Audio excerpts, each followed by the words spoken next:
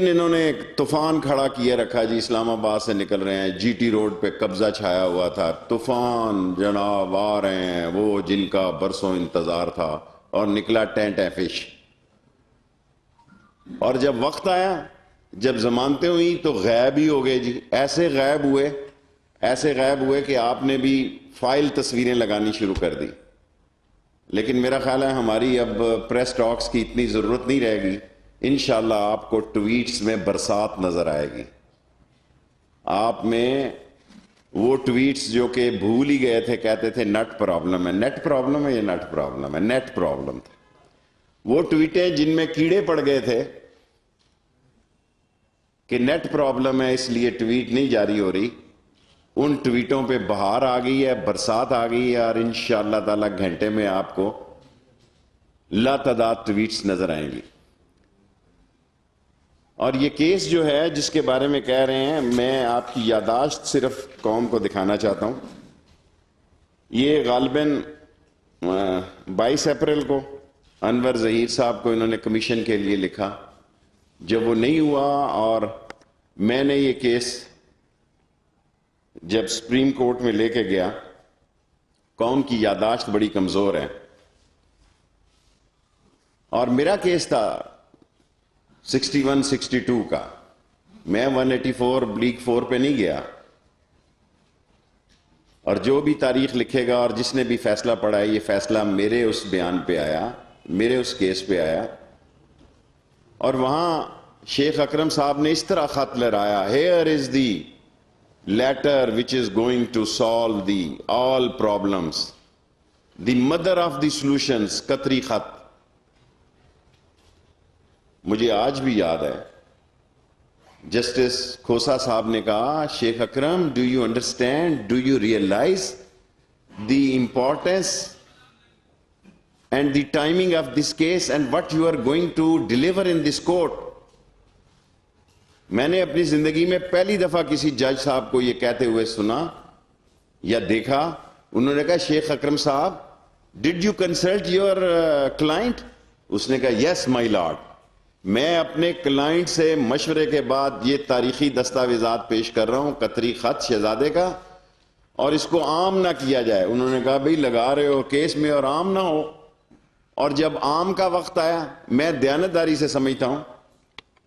میں کوئی practising lawyer نہیں ہوں، میں نے زندگی میں 2 کیس لڑے ہیں، اور ایک چوہدری افتخار صاحب کے سامنے اور ایک پاناما کیس لڑا ہے، اور دونوں کی میری بکس چھپی ہیں۔ میں دیانتداری سے سمجھتا ہوں بڑے بھونڈے طریقے سے یہ کیس لڑا گیا، بڑا غیر ذمہ دارانہ طور پر۔ میں حارث صاحب کے والد کو تو جانتا تھا، وہ میرے شہر میں انہوں نے بڑا تاریخی کیس لڑا تھا، لیکن مجھے مایوسی ہوئی، کسی وکیل کے بارے میں تو ریمارکس نہیں دیے جا سکتے، لیکن جس غیر ذمہ دارانہ طریقے سے یہ کیس لڑا گیا، میرا خیال ہے یہ تھوڑا سا آصف زرداری سے ہی سبق لے لیتے، کیونکہ کیس لڑنے میں اور ایکسٹینڈ کرنے میں، اور غالباً 2-2.5 سال میں جو صورتحال بنی ہے وہ اور بھی زیادہ تکلیف دہ ہے۔ اور میں توقع رکھتا ہوں کہ ملک پر جو بحران کا وقت ہے، اس میں قومی ذمہ داری کا ثبوت دیا جائے گا۔ میں نے آج پریس کانفرنس اس لیے کی ہے کہ شاید خاقان صاحب کو میں نے سنا، وہ کہہ رہے ہیں ہم عدلیہ پہ یقین رکھتے ہیں لیکن فیصلے کو نہیں مانتے۔ حضور شاہد خاقان عباسی صاحب، سپریم کورٹ نے LNG کے آپ کے کیس کے بارے میں حکم دیا میرے کیس میں، اور وہ میں نے خود نیب کے چیئرمین کو جا کے پیش کیا، جو کہ لوگ آج تک فوٹو میں دکھا رہے ہیں، آن دی ڈائریکشن آف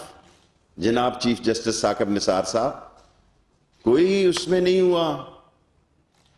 12 14 سال سے آپ لوگوں نے ڈیلیئنگ ٹیکٹس یوز کیے ہیں،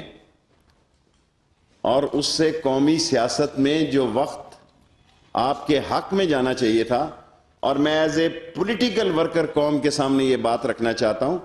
کہ بھٹو نے جو کیس لڑا، اگر اس میں بھی ڈیلیئنگ ٹیکٹس نہ یوز کرتے، اس میں ایک جج کا انتقال ہو گیا جس کو یاد ہو یہ بات، تو اس کیس کی نوعیت بدل گئی۔ اگر وہ جو سیاست کھیلتے ہیں. کیس کو کیس سمجھ کے لڑنا چاہیے, اخباروں کی زینت بننے کے لیے نہیں لڑنا چاہیے, کیس کو بریکنگ نیوز بنانے کے لیے نہیں لڑنا چاہیے, بلکہ کیس سمجھ کر لڑنا چاہیے تاکہ اس کا افادہ ہو سکے. اور بالآخر کوئی چیز, کوئی ثبوت یہ کہتے ہیں نہیں تھا. بابا تم نے تو کوئی بندہ ہی, اپنے کیسوں کی نفی نواز شریف صاحب نے کی ہے, اور وہ ساری چیزیں وہ پہلے سپریم کورٹ میں پیش کر چکے ہیں, اور کسی نے ان کو شاید یہ سمجھانا ہی گوارا نہیں کیا کہ سپریم کورٹ کا مقام